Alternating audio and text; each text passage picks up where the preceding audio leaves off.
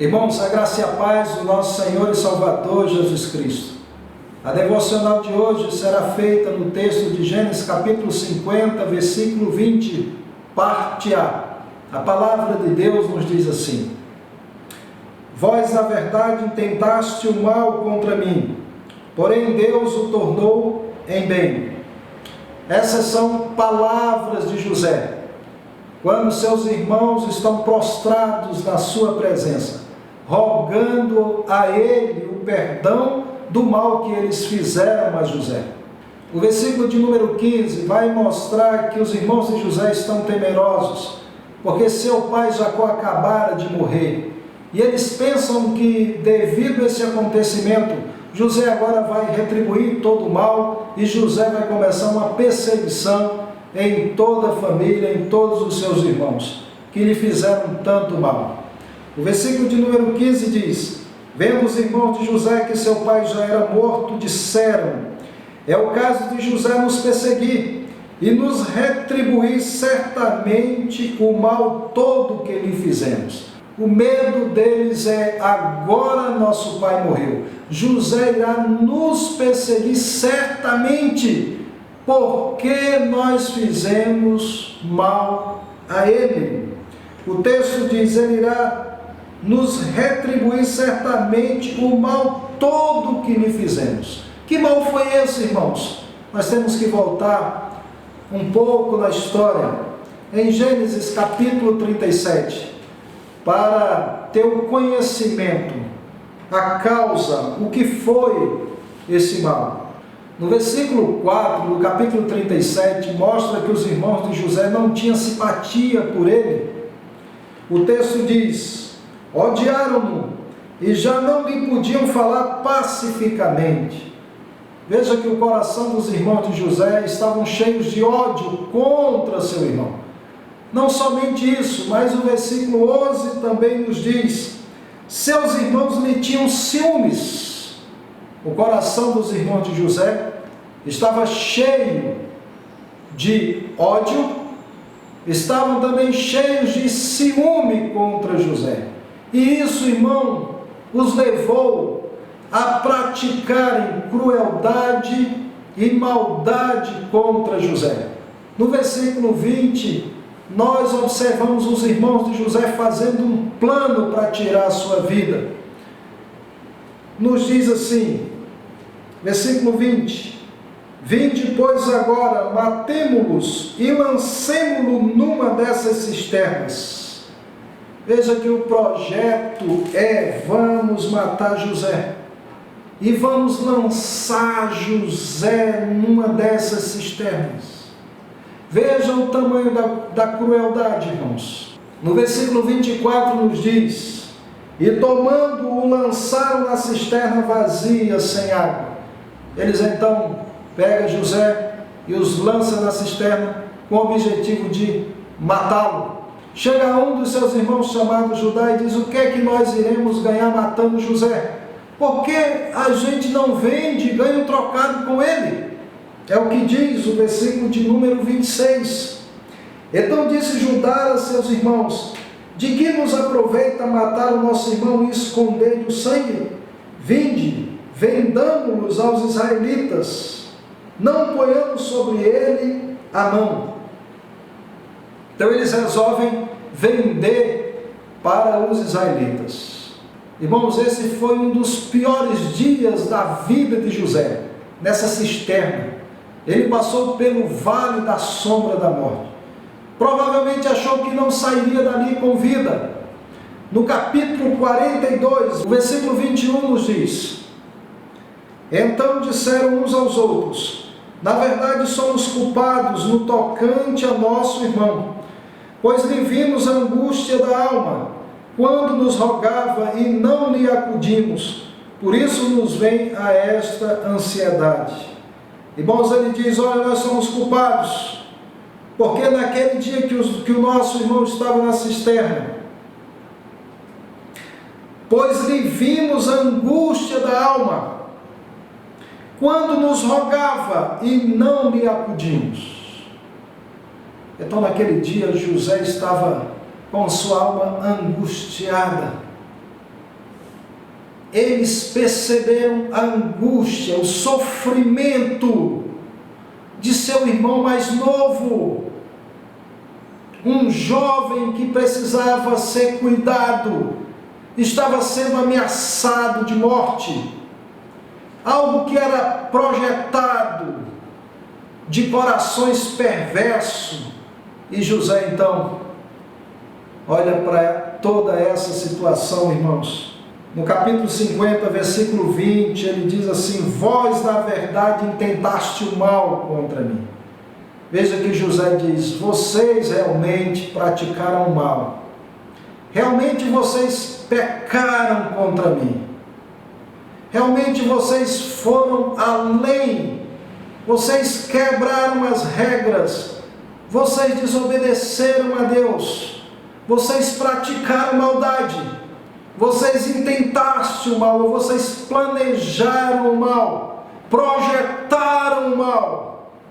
Eu gostaria que nós tivéssemos a mesma percepção de José, de perceber Deus conduzindo todos os eventos, maus e bons, não importa. A palavra de José para os seus irmãos é: vocês planejaram mal, vocês fizeram coisas erradas, mas ele percebe Deus ali na história. No versículo 20 do capítulo 50 ele diz: vós na verdade intentaste o mal contra mim, porém Deus o tornou em bem, porém Deus mudou a história, porém Deus está no controle. Vocês tiveram os planos e projetos de vocês, mas Deus tem um plano e projeto dele na história, e esses planos ninguém pode frustrar. Eu gostaria que nós percebêssemos Deus. Foi assim que José percebeu, irmãos. Gênesis capítulo 45, quando José se revela a seus irmãos ficam atemorizados, pensando que José vai matá-los, irá persegui-los, porque aquele José que está na presença dele é o mesmo José que eles lançaram na cisterna e quiseram matar, que eles viram ele na angústia, no sofrimento, e não lhe acudiram. Quando ele clamou por socorro, eles não estavam nem ali. Chega um dia da vida que José, sendo governador, chega na presença deles e diz: eu sou José. O texto diz que eles ficaram atemorizados, e disse-lhes a seus irmãos: eu sou José. E seus irmãos não lhe puderam responder, porque ficaram atemorizados perante ele, provavelmente pensando que José iria puni-los. Mas veja o que José diz no versículo 5: agora, pois, não vos entristeçais, nem vos irriteis contra vós mesmos, por me haverdes vendido para aqui, porque para a conservação da vida Deus me enviou adiante de vós. Deus me enviou adiante de vós. Irmãos, é isso que José percebe. Olha, vocês me fizeram mal naquele dia, vocês me venderam para o Egito, me jogaram na cisterna, quiseram me matar, mas quando vocês me venderam para o Egito, não foi vocês que fizeram isso, foi Deus que me enviou adiante de vós. Deus estava naquele dia, Deus estava presente, Deus governa a história. Ainda no versículo 8, José diz: assim não foste vós que me enviaste para cá, e sim Deus. Não foste vós que me enviaste, e sim Deus. Essa é a percepção de José. Nós temos que perceber, irmãos, Deus conduzindo a história, todos os eventos maus e bons. Deus está presente. José continua: não foste vós que me enviaste para cá, e sim Deus, que me pôs por pai de Faraó, e senhor de toda a sua casa, e como governador em toda a terra do Egito. Veja que ele diz: foi Deus que me enviou. Deus não estava na vida de José, irmãos. Somente quando José foi eleito governador, somente quando as coisas boas acontecia na vida de José, não, Deus estava conduzindo toda aquela situação para o seu propósito. É isso que o texto está falando. É isso que nós temos que acreditar, irmãos. O Deus que governa todas as coisas. Deus que é o governador de toda a história, que é o Senhor, que está presente, que tem planos, que governa tudo e todos. O texto de Atos, capítulo 17, versículo 24, nos diz assim: o Deus que fez o mundo e tudo o que nele existe, sendo Ele Senhor do céu e da terra. Você acredita que Deus é o Senhor que fez tudo? Que Ele também é Senhor do céu e da terra? Se Ele é Senhor, Ele governa. Se Ele é Senhor, é Ele que controla. Se Ele é Senhor dessa terra, é Ele que governa todos os atos, todas as ações, tudo que acontece nesse mundo. Algumas pessoas pensam que quando acontecem coisas boas, Deus está no controle. Mas quando acontecem coisas más, Deus não faz parte de nada disso. Mas não é isso que a Bíblia nos revela, irmãos. A Bíblia nos revela Deus no comando de toda a história, de tudo que acontece. O Deus que é grande, o Deus que governa, o Deus que tem os seus planos, os seus projetos e ninguém pode frustrar. Em Efésios, capítulo 1, versículo 11, nos diz assim, que Deus, segundo o seu propósito, faz todas as coisas conforme o conselho da sua vontade. Deus faz não algumas coisas, mas Deus faz todas as coisas conforme a sua vontade. Tudo acontece conforme a vontade de Deus, conforme a permissão de Deus. As coisas não estão desequilibradas a ponto de acharmos que tudo virou um caos porque Deus se afastou de nós. Pelo contrário, Deus está trabalhando. Um exemplo que nós podemos ver na Bíblia de pessoas que entenderam, por mais que passaram momentos difíceis na sua vida, mas que sabiam que Deus estava no controle. Uma delas é Noemi. O texto de Ruth, capítulo 1, versículo 21.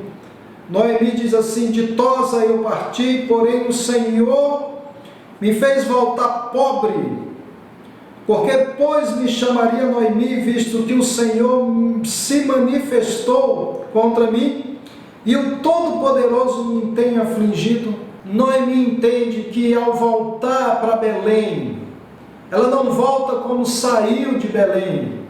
Ela saiu com os seus 2 filhos, saiu com o seu marido e agora está voltando sem marido e seus filhos. E o texto diz que ainda pobre. E o que ela diz? Porém o Senhor me fez voltar pobre. O Senhor, o Deus que conduz a história, Ele que me fez voltar pobre. Ele que está me afligindo. O versículo 20, o finalzinho diz assim: porque grande amargura me tem dado Todo-Poderoso. Uma mulher que vê Deus, irmãos, conduzindo toda a sua história. O Senhor estava presente na vida dela, não somente nos momentos bons, mas nos momentos difíceis, no momento da pobreza, no momento da aflição, também era Deus conduzindo a sua história. Outro testemunho que a Bíblia nos mostra é a vida de Jó. Jó, ele perdeu seus bens, ele perdeu seus filhos, e ele também foi afligido com uma enfermidade no seu corpo. Em Jó capítulo 1, versículo 21, Jó, depois de ouvir que os seus filhos tinham morrido e que tinham perdido todos os seus bens, Jó diz assim: o Senhor deu e o Senhor tomou, bendito seja o nome do Senhor. Ele entende, irmãos, que Deus é o que conduz a história, foi Deus que lhe deu. mas ele reconhece que o Senhor o tomou, e ele diz: bendito seja o nome do Senhor. Ele reconhece Deus em todo o tempo da sua vida, em tempo de bonança, em tempo de escassez, em tempos bons e em tempos maus também. No capítulo 2, versículo 10, Jó diz assim: temos recebido o bem de Deus, e não receberíamos também o mal? Jó fala essas palavras quando a sua esposa chega até ele e diz assim: amaldiçoa teu Deus e morre. Ele diz: mulher, tu falas como uma louca, nós não temos recebido o bem de Deus, mas não podemos receber também o mal? Homens piedosos, mulheres piedosas, pessoas tementes a Deus, entendiam que Deus está conduzindo toda a história. É isso também que acontece com a vida de José. José diz: vós a verdade intentaste o mal contra mim, porém Deus o tornou em bem. Deus conduziu tudo, Deus tornou isso em bem. Deus tem os seus planos. O homem pode fazer planos, o coração do homem pode fazer planos, mas a resposta certa dos lábios vem do Senhor. Irmãos, então vamos parar de atribuir o governo desse mundo a Satanás. Quem governa esse mundo é Deus. Até Satanás trabalha para que os propósitos de Deus sejam cumpridos, como foi na vida de Jó. Deus está no controle, e isso deve acalmar o nosso coração. O Deus que é soberano, o Deus que é o Senhor da terra, o Deus que domina sobre tudo e sobre todos, Ele está no controle. Deus está sob o controle, irmãos, do coronavírus. Todo o caos que está acontecendo, todos os momentos difíceis que nós enxergamos, Deus está a trabalhar. Os ímpios sempre perguntam: aonde está o teu Deus? Que tudo isso está acontecendo. É o que mostra o Salmo de número 42, versículo 10. Esmigalham-se-me os ossos, quando os meus adversários me insultam, dizendo e dizendo: o teu Deus, onde está? Os adversários do salmista insultavam ele dia e noite, perguntando: por que isso está acontecendo? E o teu Deus onde está? Os ímpios que perguntam, irmãos, aqueles que não têm fé em Deus. Mas veja a resposta do salmista, se acalentando o seu coração, acalmando-se em Deus. Ele diz: porque está abatido a minha alma, porque te perturbas dentro de mim. Espera em Deus, pois ainda louvarei, a Ele meu auxílio e Deus meu. Espera em Deus, pois ainda eu louvarei, Ele é o meu auxílio, Ele é o Deus meu. Eu chamo você para acalentar o seu coração no Senhor. Eu chamo você para descansar no Senhor. Deus está vivo, Deus está a governar, Deus está nesse cenário, Deus tem os seus propósitos, Ele está a nos aperfeiçoar, Ele está nos levando mais perto dEle, Ele está fazendo que tudo isso ocorra para a glória do seu nome. Eu quero chamar você a perceber Deus conduzindo toda a história e acalmar, acalentar o seu coração em nome de Jesus. Oremos. Senhor Deus, que governa tudo e todos, a nossa vida está nas tuas mãos. Que o Senhor perdoe os nossos pecados, que o Senhor nos faça pessoas mais próximas do Senhor. Que tudo que acontece esses dias, Pai, nos sirva para produzir em nós crescimento, aperfeiçoamento, arrependimento e aproximação ao Senhor Deus. seja conosco, abençoe a tua igreja, abençoe o teu povo, Senhor, abençoe o nosso país, a nossa nação, abençoe o mundo inteiro, Senhor, é o que nós rogamos em nome de Jesus. Amém.